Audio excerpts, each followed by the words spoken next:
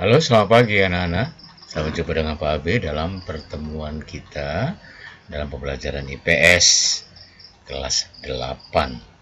Baik, sekarang kita masuk ke bagian yang baru dari bab yang sama, yaitu berkaitan dengan penguatan ekonomi maritim dan agrikultur di Indonesia. Tapi pada pagi hari ini kita akan berbicara singkat, yaitu mengenai penguatan ekonomi maritim. Ya, itu yang mau kita bahas pada pagi hari ini. Baik, sebelum itu anak-anak, mari kita lihat dulu tujuan pembelajaran pada pagi hari ini. Baik, tujuan pembelajaran pagi ini yaitu bahwa yang pertama, menjelaskan pengertian ekonomi maritim. Yang kedua, mengidentifikasikan potensi ekonomi maritim. Lalu yang ketiga, mendeskripsikan perbedaan atau persamaan antara ekonomi maritim dan ekonomi kelautan. Ya, ini yang tiga tujuan pembelajaran pada pagi hari ini. Oke, baik. Untuk itu, untuk memulai pelajaran ini, mari kita lihat dulu gambar-gambar berikut ini.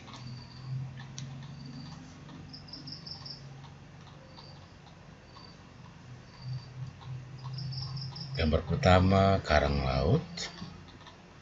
Gambar kedua, kapal. Ketiga, hasil panen ikan.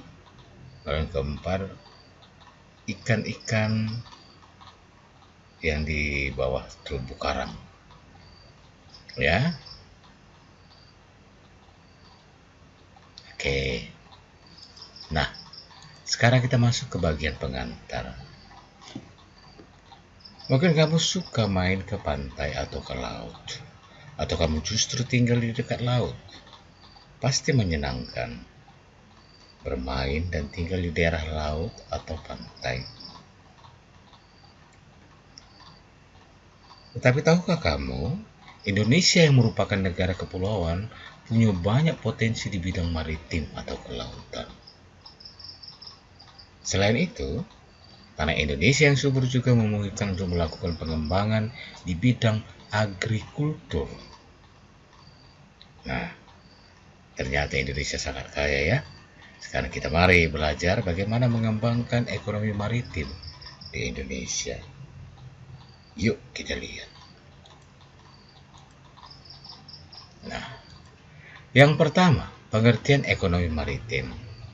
Ekonomi maritim merupakan kegiatan ekonomi yang mencakup transportasi laut, industri galangan kapal dan perawatannya, pembangunan dan pengoperasian pelabuhan beserta industri dan jasa yang terkait.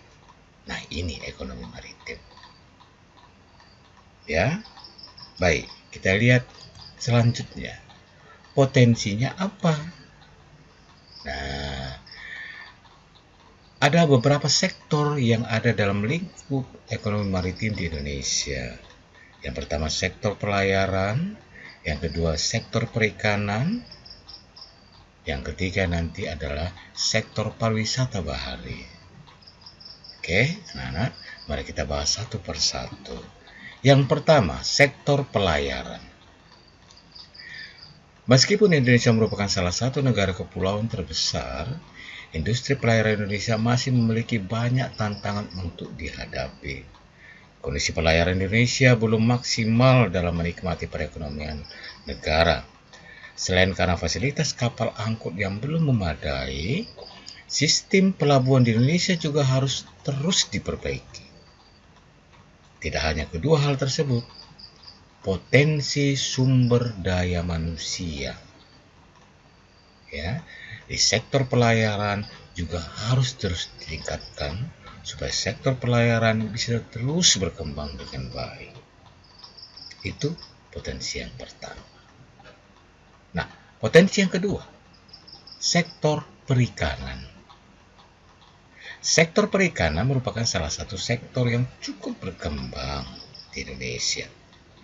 Kementerian Kelautan dan Perikanan juga sudah mengadakan gerakan makan ikan, dengan harapan adanya peningkatan yang konsisten di sektor perikanan dan semakin populernya ikan sebagai bahan makanan di Indonesia. Ya, itu sektor yang kedua. Nah, mari kita lihat sektor yang ketiga apa? Sektor pariwisata bahari. Nah, jika pariwisata bahari Indonesia dapat dimaksimalkan, maka akan menimbulkan banyak dampak positif seperti terserapnya lapangan pekerjaan, meningkatnya minat investor di bidang pariwisata, meningkatnya devisa negara dengan masuknya wisatawan asing. Salah satu contoh pariwisata bahari adalah Raja Ampat, Papua. Tapi ingat, akan tetapi sektor pariwisata bahari juga belum dikembangkan dengan maksimal. Ya, jadi perlu dikembangkan. Semoga kedepannya akan bisa dikembangkan dengan maksimal. Oke, itulah potensi. Nah, sekarang kita masuk ke bagian yang ketiga dari indikator kita. Nah, apa sih perbedaan antara ekonomi maritim dan ekonomi kelautan? Nah, sekarang kita bicara soal perbedaan. Ekonomi kelautan, kegiatan ekonomi yang dilakukan di wilayah pesisir dan lautan, serta di darat yang menggunakan sumber daya alam dan jasa-jasa lingkungan kelautan untuk menghasilkan barang dan jasa. Itu ekonomi kelautan. Sedangkan ekonomi maritim, kegiatan ekonomi yang mencakup transportasi laut, industri galangan kapal dan perawatannya, pembangunan dan pengoperasian pelabuhan, beserta industri dan jasa terkait. Jadi ada dua perbedaan, ya. Jelas ada perbedaan antara keduanya. Tidak sama. Karena anggapan orang itu sama, ya, padahal beda. Nah, itu perbedaannya. Nah, yang persamaannya apa? Sama-sama, artinya ke ekonomi kelautan dan ekonomi maritim sama-sama bertujuan untuk meningkatkan kesejahteraan umat manusia. Itu persamaannya. Ya, sama-sama untuk meningkatkan kesejahteraan manusia. Jadi dengan demikian, melalui fasilitas itu, kegiatan ekonomi kelautan dan ekonomi maritim, maka diharapkan masyarakat nelayan, ya, secara khusus nelayan, itu bisa lebih sejahtera. Ya, oke. Baik, anak-anak sekalian, sampai di situ dulu pagi ini. Jadi, harapan Bapak, apa yang sudah Bapak sampaikan melalui video ini dapat berguna memahami kita bahwa perlu pengembangan ekonomi maritim di Indonesia. Oke, sampai jumpa kembali dan salam dari Pak Abi.